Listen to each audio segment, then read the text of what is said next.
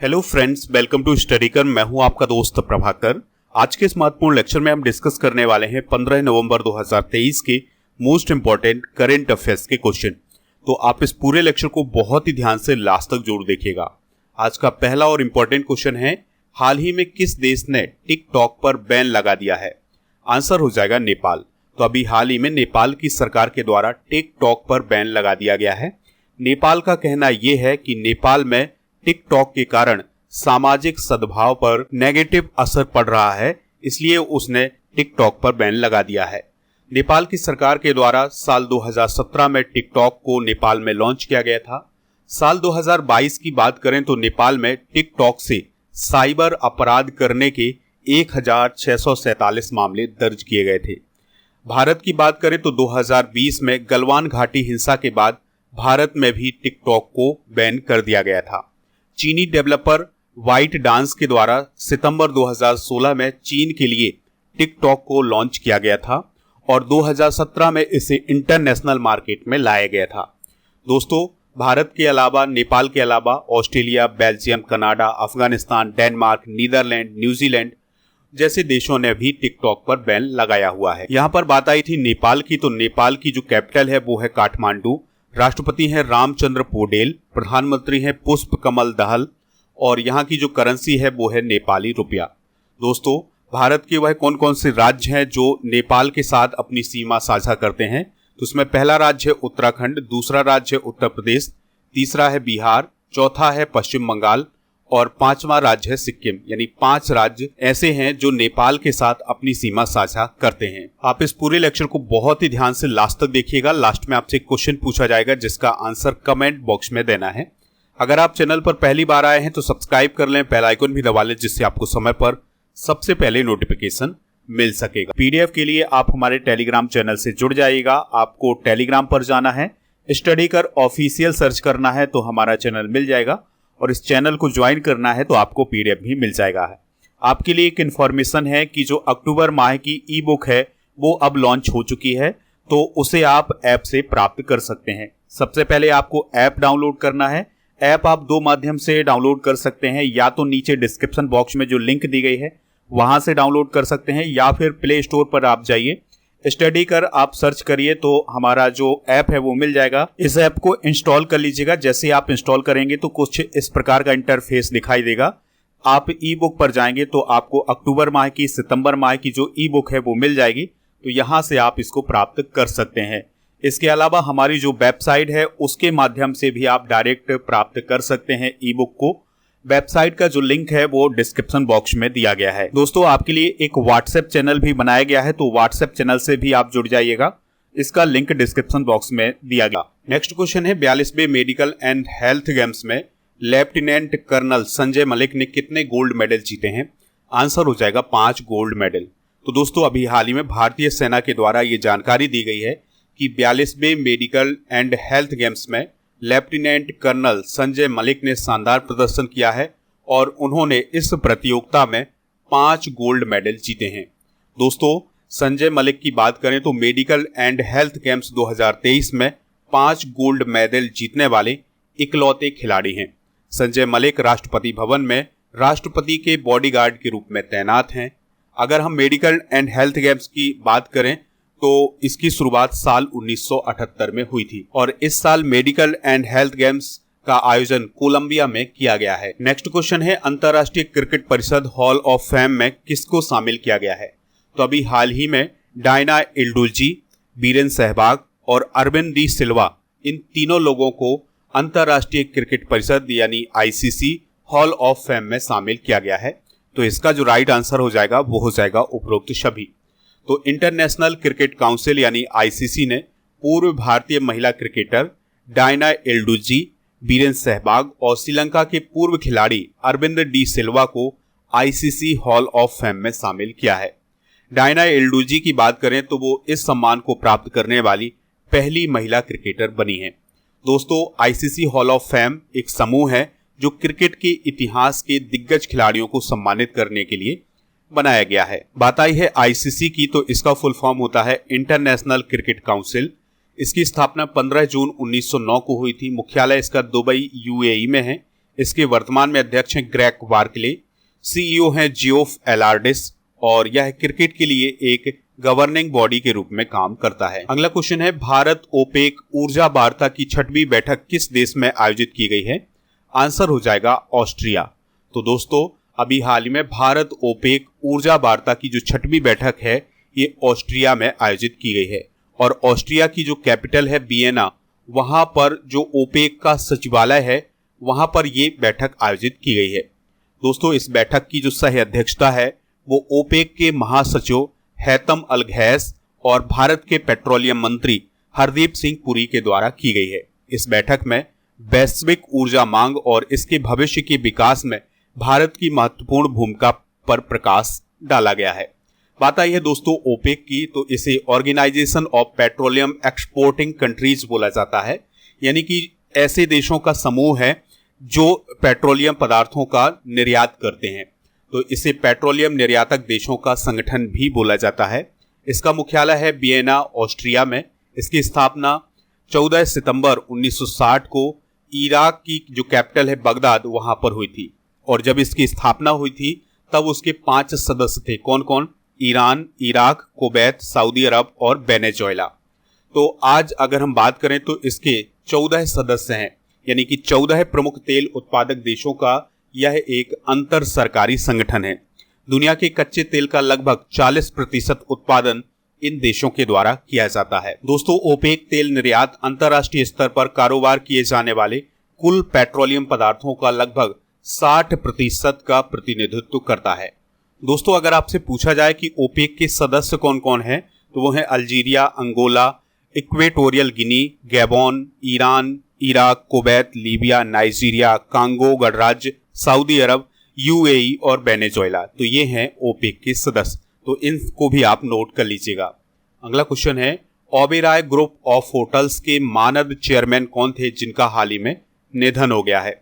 Answer हो जाएगा इसका पृथ्वीराज सिंह ओबेरॉय। तो Prithviraj Singh Oberoi Oberoi group of hotels के मानद चेयरमैन थे, तो उनका अभी हाल ही में निधन हो गया है। तो ओबेरॉय ग्रुप ऑफ होटल्स के मानद चेयरमैन पृथ्वीराज ओबेरॉय का 14 नवंबर 2023 को निधन हो गया है। उनका जन्म 3 फरवरी 1929 को हुआ था। भारत में होटल बिजनेस को नई दिशा देने में उन्होंने महत्वपूर्ण भूमिका निभाई थी। पृथ्वीराज सिंह ने 2002 में ओबेरॉय ग्रुप की कंपनी EIH लिमिटेड के चेयरमैन का पद संभाला था। 2008 में भारत सरकार के द्वारा उन्हें भारत के दूसरे सर्वोच्च नागरिक सम्मान यानी पद्म विभूषण से सम्मानित किया था। हाल ही में हुए कुछ प्रमुख निधन डिस्कस कर लेते हैं। तो कल ही हमने डिस्कस किया था कि जो तेलुगु अभिनेता हैं चंद्रमोहन, उनका निधन हुआ है। भारतीय कवि गिबी पटेल का निधन हुआ है। असम के पूर्व मंत्री शरद वरकोटोकी का निधन हुआ है। जलवायु विशेषज्ञ सलीमुल हक का निधन हुआ है। हॉलीवुड एक्टर मैथ्यू पेरी का निधन हुआ है। गीता प्रेस के ट्रस्टी बैजनाथ अग्रवाल का भी अभी हाल ही में निधन हुआ है। चीन के पूर्व प्रधानमंत्री ली केकियांग का निधन हुआ है। पूर्व क्रिकेटर विशन सिंह बेदी का भी अभी हाल ही में निधन हुआ है और Malayalam film producer PB Gangadharan का अभी हाल ही में निधन हुआ है। नेक्स्ट क्वेश्चन है, इक्सचुक किस बीमारी का पहला टीका है जिसे अमेरिका के फूड एंड ड्रग एडमिनिस्ट्रेशन यानी USFDA के द्वारा मंजूरी दी गई है? आंसर हो जाएगा चिकनगुनिया। तो दोस्तों इक्सचुक नामक जो टीका है वो चिकनगुनिया का टीका है और यह इसका पहला टीका है। तो इसके उपयोग के लिए अभी हाल ही में अमेरिका के फूड एंड ड्रग एडमिनिस्ट्रेशन के द्वारा मंजूरी दी गई है। तो इस वैक्सीन को यूरोप की बायोटेक कंपनी बलनेवा के द्वारा डेवलप किया गया है। तो दोस्तों अमेरिका के फूड एंड ड्रग एडमिनिस्ट्रेशन के अनुसार कंपनी ने 18 वर्ष और उससे अधिक आयु के व्यक्तियों के लिए मंजूरी प्राप्त कर ली है, यानी 18 वर्ष और उससे अधिक आयु वाले व्यक्तियों में इस टीके का उपयोग किया जा सकता है। हाल ही में अमेरिकी दवा नियामक के द्वारा चिकनगुनिया को एक उभरता हुआ वैश्विक स्वास्थ्य खतरा बताया गया था। बात करें अगर हम चिकनगुनिया की तो यह एक वायरल बीमारी है और यह चिकनगुनिया वायरस यानी CHIKV के द्वारा फैलता है। यह मानव में एडीज मच्छर के काटने से प्रवेश करता है। इसके जो लक्षण हैं वो है बुखार और जोड़ों का दर्द, यानी इसमें जोड़ों का दर्द, मांसपेशियों में ऐंठन और बुखार आता है। मच्छर से होने वाली बीमारियों की अगर हम बात करें तो मलेरिया एनाफिलीज मच्छर के कारण फैलता है, डेंगू एडीज इजिप्टी मच्छर के कारण, चिकनगुनिया भी एडीज इजिप्टी मच्छर के कारण, पीला बुखार या पीत ज्वर एडीज इजिप्टी मच्छर के कारण फैलता है, जीका वायरस भी एडीज मच्छर के कारण फैलता है और जापानी मस्तिष्क कोप ये क्यूलैक्स मच्छर के कारण फैलता है। ये मच्छर से होने वाली बीमारियां हैं, इनको आप नोट कर सकते हैं। नेक्स्ट क्वेश्चन है होली अयोध्या ऐप किसके द्वारा लॉन्च किया गया है? आंसर हो जाएगा योगी आदित्यनाथ के द्वारा। तो दोस्तों होली अयोध्या ऐप उत्तर प्रदेश के पर्यटन विभाग के द्वारा तैयार किया गया है और इस ऐप को यूपी के सीएम योगी आदित्यनाथ जी के द्वारा लॉन्च किया गया है। इस ऐप के माध्यम से लोग अयोध्या में होने वाले दीपोत्सव में खुद शामिल होकर दीपदान कर सकते थे। तो अभी हाल ही में उत्तर प्रदेश में अयोध्या में दीपोत्सव का एक वर्ल्ड रिकॉर्ड बनाया गया है, गिनीज वर्ल्ड रिकॉर्ड बनाया गया है। तो दोस्तों उस दीपोत्सव में इस ऐप के माध्यम से लोग शामिल हो सकते थे। इस ऐप के माध्यम से देश विदेश के किसी भी कोने से दीपक बुक किया जा सकता था। दोस्तों ऐप और पोर्टल की बात आई है तो कुछ प्रमुख ऐप और पोर्टल डिस्कस कर लेते हैं। तो सरपंच संवाद ऐप को अभी हाल ही में लॉन्च किया था असम के राज्यपाल गुलाब चंद कटारिया ने। फ्लड वॉच ऐप को केंद्रीय जल आयोग के द्वारा लॉन्च किया गया है। राजमार्ग यात्रा ऐप को भारतीय राष्ट्रीय राजमार्ग प्राधिकरण यानी NHAI के द्वारा लॉन्च किया गया है। उद्गम पोर्टल RBI के द्वारा, सुस्वागतम पोर्टल सुप्रीम कोर्ट के द्वारा, उल्लास ऐप शिक्षा मंत्रालय के द्वारा, मोबाइल दोस्त ऐप जम्मू कश्मीर में लॉन्च किया गया है। विरासत पोर्टल गृह मंत्रालय के द्वारा, PM किसान ऐप कृषि मंत्री नरेंद्र सिंह तोमर के द्वारा लॉन्च किया गया है। सुगम REC ऐप REC लिमिटेड के द्वारा, अमृत वृक्ष आंदोलन ऐप असम सरकार के द्वारा, AI चैटबॉट बार्ड को गूगल के द्वारा लॉन्च किया गया है। कोटक फिन कोटक बैंक के द्वारा, insurance mall Bajaj finance limited के द्वारा, अपन बांग्ला पोर्टल पश्चिम बंगाल के द्वारा और मोबाइल अटेंडेंस ऐप नागालैंड सरकार के द्वारा लॉन्च किया गया है। बात आई है उत्तर प्रदेश की, तो उत्तर प्रदेश का फॉर्मेशन हुआ था 24 जनवरी 1950 को। कैपिटल है लखनऊ, गवर्नर हैं आनंदीबेन पटेल, चीफ मिनिस्टर हैं योगी आदित्यनाथ। यहाँ पर लेजिस्लेटिव काउंसिल की सीटें हैं 100, लेजिस्लेटिव असेंबली की सीटें हैं 403, राज्यसभा की 31 और लोकसभा की 80 सीटें हैं। नेक्स्ट क्वेश्चन है समान नागरिक संहिता यानी यूनिवर्सल सिविल कोड या UCC अपनाने वाला पहला राज्य कौन बनेगा? आंसर हो जाएगा उत्तराखंड। तो दोस्तों उत्तराखंड सरकार के द्वारा समान नागरिक संहिता विधेयक को पारित करने के लिए विधानसभा का एक विशेष सत्र आयोजित करने की एक योजना बनाई जा रही है। अगर यहाँ पर ये विधेयक पारित हो जाता है और लागू हो जाता है तो उत्तराखंड UCC को अपनाने वाला भारत का पहला राज्य होगा। सर्वोच्च न्यायालय के सेवानिवृत्त न्यायाधीश रंजना देसाई की अध्यक्षता वाले एक पैनल ने उत्तराखंड में UCC कार्यान्वयन के लिए मसौदा रिपोर्ट को पूरा कर लिया गया है। यूनिफॉर्म सिविल कोड या समान नागरिक संहिता में सभी धर्मों समुदायों के लिए एक समान एक बराबर कानून बनाने की वकालत की गई है। हमारे भारतीय संविधान के अनुच्छेद 44 में UCC का वर्णन किया गया है। गोवा में यूनिफॉर्म सिविल कोड देश में शामिल होने से पहले से ही लागू है। दोस्तों गोवा में पुर्तगाल सरकार ने ही यूनिफॉर्म सिविल कोड लागू किया था। यहाँ पर आप बहुत ही ध्यान से समझिएगा, 1961 तक गोवा में पुर्तगालियों का शासन रहा है। 1961 में जब गोवा आज़ाद हुआ और उसके बाद सरकार बनी तो इसमें उसी UCC को लागू किया गया जो पुर्तगाल सरकार के द्वारा लागू किया गया था। तो दोस्तों अभी जो गोवा में UCC लागू है ये पुर्तगाल सरकार के द्वारा बनाया गया UCC लागू है। तो ऐसे में उत्तराखंड पहला ऐसा राज्य बन गया है जिसकी कैबिनेट ने सिविल कोड लागू करने का निर्णय लिया है। उत्तराखंड से रिलेटेड कुछ इंपॉर्टेंट करंट अफेयर्स डिस्कस कर लेते हैं। उत्तराखंड ने मेडिकल कॉलेजों में हिंदी MBBS पाठ्यक्रम लागू करने की अभी हाल ही में घोषणा की है। माना को पहला भारतीय गांव घोषित किया गया है। यह उत्तराखंड राज्य में स्थित है। उत्तराखंड सरकार ने 30% महिला आरक्षण विधेयक को मंजूरी दी है। उत्तराखंड सरकार ने सख्त नकल विरोधी कानून 2023 को लागू किया है। उत्तराखंड की स्थापना 9 नवंबर सन 2000 को हुई थी। देहरादून कैपिटल है, मुख्यमंत्री हैं पुष्कर सिंह धामी, राज्यपाल हैं गुरमीत सिंह, विधानसभा की 70 सीटें, राज्यसभा की 3 और लोकसभा की 5 सीटें हैं। अगला क्वेश्चन है 42वें अंतर्राष्ट्रीय व्यापार मेले की शुरुआत कहाँ हुई है? तो इसकी शुरुआत दिल्ली में हुई है। तो दिल्ली के प्रगति मैदान में स्थित भारत मंडपम में 14 नवंबर से विश्व व्यापार मेले की शुरुआत हुई है और यह जो मेला है यह 14 से 27 नवंबर तक आयोजित किया जाएगा। इस मेले में 13 देशों के साथ 25 राज्य समेत देश विदेश के 3500 प्रतिभागी भाग ले रहे हैं। दोस्तों, इस साल इस मेले का पार्टनर राज्य है बिहार और केरल और फोकस राज्य है दिल्ली, जम्मू कश्मीर, झारखंड, महाराष्ट्र और उत्तर प्रदेश।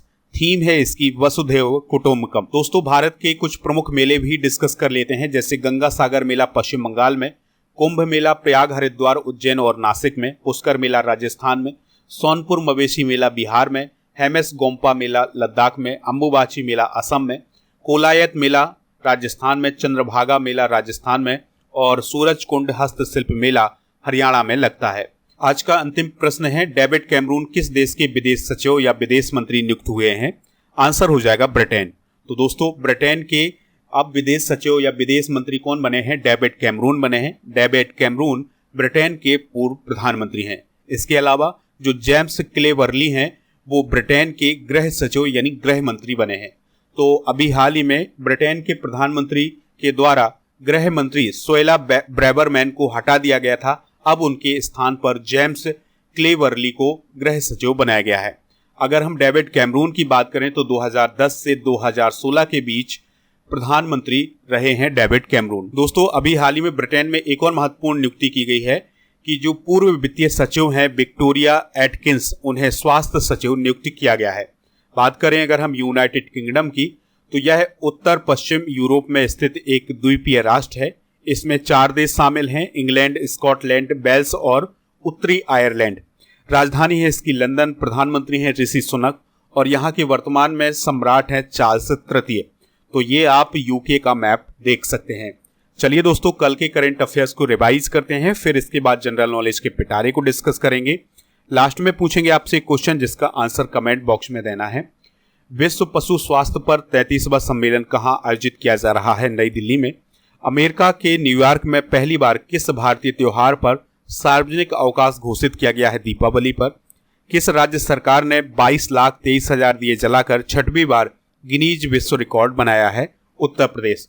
कृषि और प्रसंस्कृत खाद्य उत्पाद निर्यात विकास प्राधिकरण यानी एपीडा ने पहली बार किस देश को प्रायोगिक तौर पर केले की पहली खेप का निर्यात किया है? नीदरलैंड। एयर टैक्सी सेवा के लिए इंटर ग्लोब इंटरप्राइजेज और किसने समझौता किया है? आर्चर एविएशन ने। कॉन्कॉर्ड रेलवे कॉरपोरेशन लिमिटेड के अध्यक्ष और प्रबंध निदेशक कौन बने हैं? संतोष कुमार झा। भारत में बाल दिवस कब मनाया जाता है? 14 नवंबर को। चंद्रमोहन का निधन हो गया है, वह कौन थे? तो वह एक एक्टर थे। हाल ही में द सनराइज फ्लीट का flag officer commanding eastern fleet किसे नियुक्त किया गया है? राजेश धनखड़ को। आईएनएस सुमोदा ने किस देश की सद्भावना यात्रा की है? नामीबिया की। चलिए दोस्तों, जनरल नॉलेज के पिटारे को डिस्कस करते हैं। तो मौलिक कर्तव्य का वर्णन भारतीय संविधान के अनुच्छेद 51A में किया गया है। तो 51A में 11 मौलिक कर्तव्यों का प्रावधान किया गया है। भाग 5 की बात करें तो भाग 5 में अनुच्छेद 52 से 151 तक का वर्णन किया गया है। दोस्तों, अनुच्छेद 52 की बात करें तो भारत के राष्ट्रपति का उल्लेख किया गया है। ये सबसे इंपॉर्टेंट अनुच्छेद होगा। अनुच्छेद 53 संघ की कार्यपालिका संबंधित शक्तियां राष्ट्रपति में निहित होगी, इसका वर्णन किया गया है। अनुच्छेद 54 में राष्ट्रपति के निर्वाचन मंडल की बात की गई है। अनुच्छेद 55 में राष्ट्रपति के निर्वाचन संबंधित पद्धति को बताया गया है। अनुच्छेद 56 में राष्ट्रपति के कार्यकाल का उल्लेख किया गया है। 57 में राष्ट्रपति के पुनर्निर्वाचन की पात्रता बताई गई है। अनुच्छेद 58 में राष्ट्रपति बनने के लिए योग्यताओं का वर्णन किया गया है। अनुच्छेद 59 में राष्ट्रपति पद के लिए शर्तें बताई गई हैं। अनुच्छेद 60 में राष्ट्रपति द्वारा शपथ का उल्लेख किया गया है। अनुच्छेद 61 में राष्ट्रपति पर महाभियोग संबंधित प्रावधान किया गया है।